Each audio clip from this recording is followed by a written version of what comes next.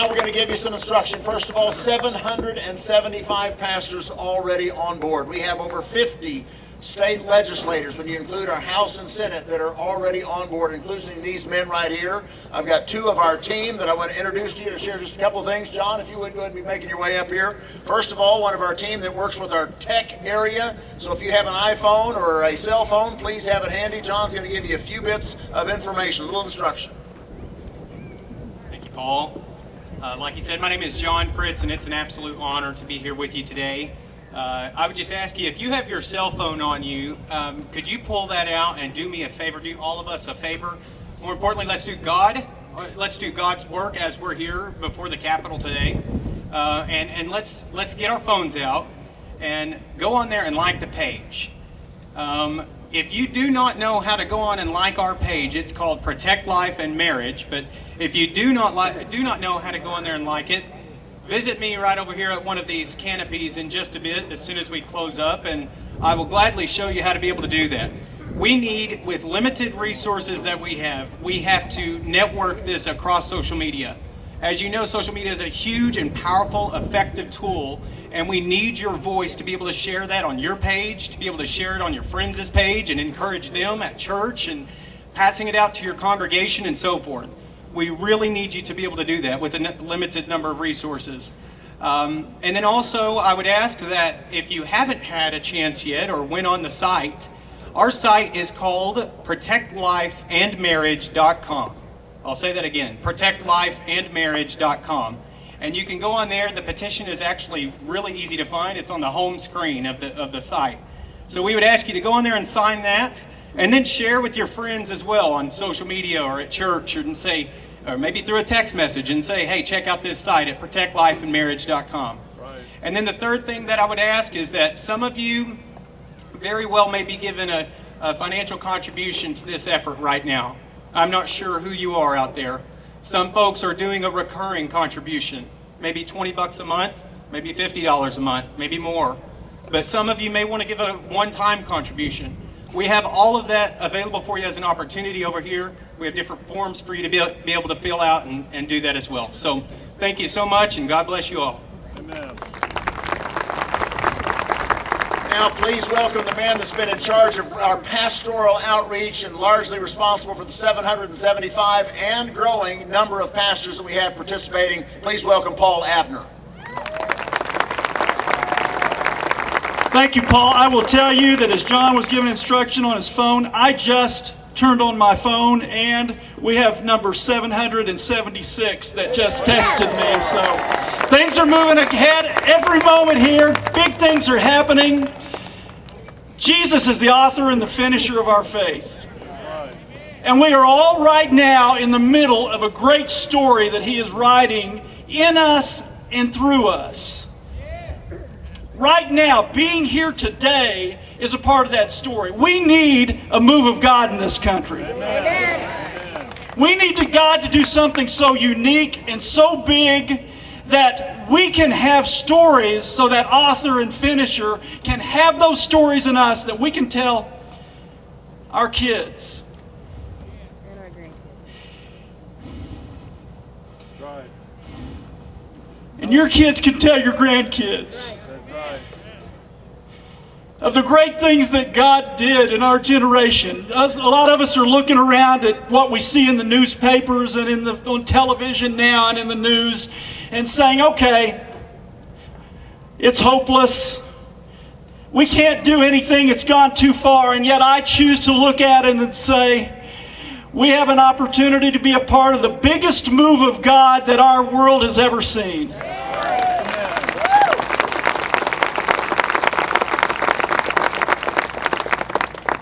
But it doesn't come easy.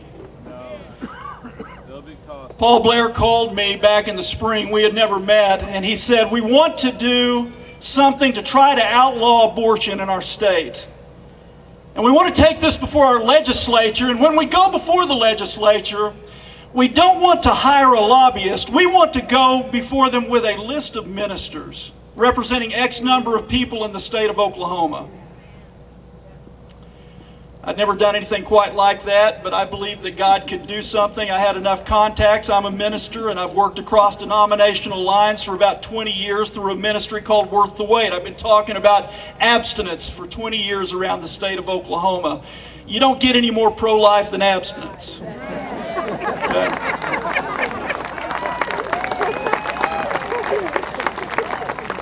So, I started doing this. And I will tell you, I have had a handful that for one reason or another declined to be a part of it. But I will tell you, the only reason that we don't have 3,000 ministers on board right now is because they just haven't heard. Right. Amen. But it doesn't come easy. And I will tell you that as I started to call and started to work on my computer to do this, all of a sudden, I started to have tennis elbow.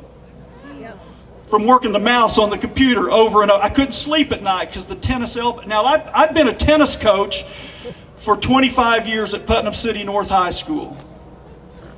I've been playing tennis since I was 12 years old. I've never had anything like this in my life. I finally had to go to the doctor and get my elbow treated because it got so bad. I will tell you that big things in life don't come easy, and I would ask you today, are you ready to get some blood on your jersey? Yeah. Are you ready to stand up for what's right no matter what it costs you? Yeah. Then I would ask you right now to stand up. If you're willing to do that, stand up where you are and give a greeting to the man who this began in his heart. Give a hand one more time to Paul Blair.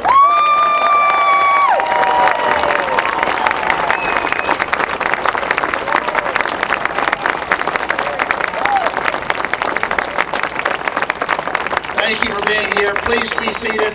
Just got a few moments, final instructions, and then we're going to be blessed with a beautiful rendition of God Bless America by Davy Green, accompanied by my dear friend Bob Lynn. And then we've got the First Baptist Claremore Praise Team going to sing a little bit for us as we wrap some things up. First of all, I'm concerned about Paul. We may have to list him on our injury report. I'm not sure if he's doubtful or probable for next week, but folks understand, Woodrow Wilson said in 1887, actually when he was still a university president, he wrote an article that was published in Political Science Quarterly, and it was his strategy for how to advance the progressive agenda. How do you flip the country and make it go in the opposite direction? And he summarized it with 3 points. He said what one generation would resist but accept. The next generation would accept it because their parents did. And the next generation would just assume that it's always been that way. That's how we're functioning right now on autopilot. In 1787, our founding fathers did not create a system of government where 320 million individuals are ruled by 5 non-elected attorneys.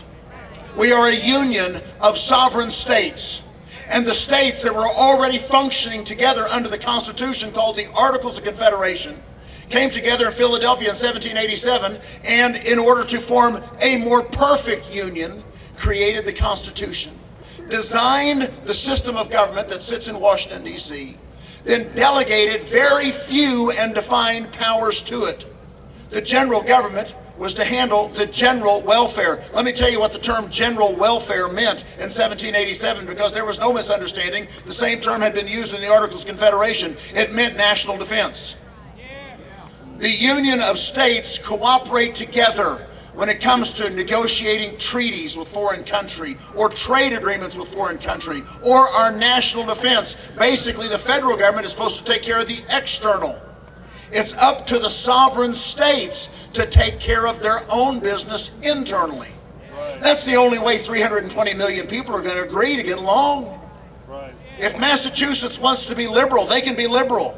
If California wants to be socialist, they can be socialist, but they can't force their views and opinions and worldview on conservative states. And likewise, we can't force our opinions on them. Right. We are free to dialogue and discuss and compete in the marketplace of ideas, and good ideas succeed and bad ideas are allowed to fail.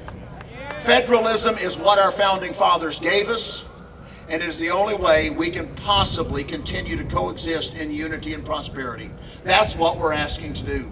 We want to restore the Constitution of the United States. We want to limit the government in Washington. And by the way, have you noticed, and nothing ever seems to change in Washington regardless of who we send there? Yeah. Folks, there are 12,000 lobbyists inside the Beltway. And they're all whining and dining our elected representatives, trying to battle for their share of $3.8 trillion annually in budget. Washington's not going to fix itself. Washington doesn't think it's broken. They're getting along marvelously. It's we, the people of the United States, that think there's a problem up there. And since we are the ones that created this general government, it's going to be up to us to rein it in. Now, let me tell you, what we're talking about can work. It already is working. Now, I'm going to use an example. It's a bad example, but it is an example. I don't agree with what they've done. However, there are 4 states that have voted by the will of the people to legally, to lawfully recognize or to use recreational marijuana in their states. Now, I think that's a terrible idea. I think it just makes dumb people even dumber faster. But according to the Constitution, they have the authority to do that. And they voted to say, listen, federal government, you don't have the right to tell us what our drug laws should be, so we're not going to enforce your federal drug laws. Has the world come to an end? No. Is everything functioning just fine? Sure. As a matter of fact, what I thought was interesting is that even the District of Columbia, the very city where our nation's government resides, the city council voted to legalize recreational marijuana and trump the federal drug laws. Has the world exploded? No. I think it's a bad idea, but that's the design of the federal government. That's the design of the Constitution. That's federalism. Right. There is no authority, there is no lawful area that the Supreme Court could have in 1857 said in the Dred Scott decision, blacks are not people. You must not recognize them as people. They were wrong, ladies and gentlemen. Right. There is nowhere in 1962 and 63 where they could say, hey, you can't teach your children the Bible or pray in public schools. Pardon me, they're my children. I can teach them however I want to. And there's no place in 1973 where the Supreme Court could lawfully force all 50 states to legalize abortion, and there is no place in 2015 where the Supreme Court can lawfully redefine marriage among all 50 states. It's not there. Then why are we allowing it? God bless you. May God bless the United States of America, and may God bless the great state of Oklahoma.